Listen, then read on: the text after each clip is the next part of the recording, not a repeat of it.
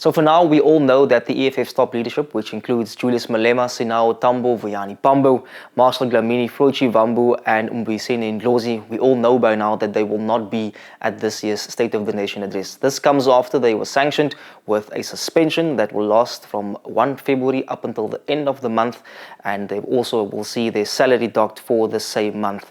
This was because they disrupted the SONA of 2023 last year, which was shocking events when they stormed the stage and caused complete panic and disruption. So over the past few weeks, the EFF has been fighting desperately to get back into the SONA. We know that there's been multiple court cases, multiple failed court cases, I might add. So the EFF still has 38 members in the National Assembly, and whatever they may do, we can only, it remains to be seen. It really remains to be seen what they will do. But as we know, the EFF, for the last few years that they've been in Parliament, actually since they've started in Parliament, they've always caused disruptions. And as far as we know and as far as we expect those disruptions to be even bigger than last year. This year, we have new parliamentary rules which have been adopted in December last year. And the most important one of these rules include that no member shall rise on a point of order, ask questions, or disrupt the president while he is speaking.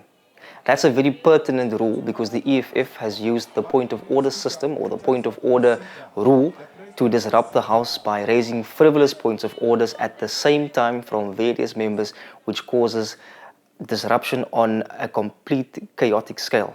The other point is that members of Parliament have been asked to behave, and they've been asked to ensure that the decorum of the House is orderly and that the House remains orderly up until the end of the State of the Nation address.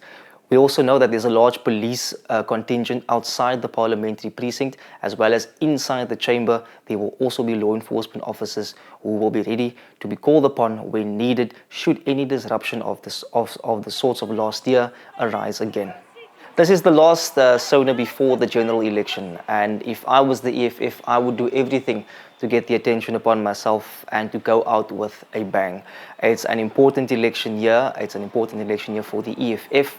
They have growing support. They have a PR style that works for them, and they certainly would want to just get it out there and get all the attention on themselves and make sure that they lead the coverage, that they lead the political discourse and the discussions that will take place after the SONA. So I'm of the view that the EFF will do everything in their power.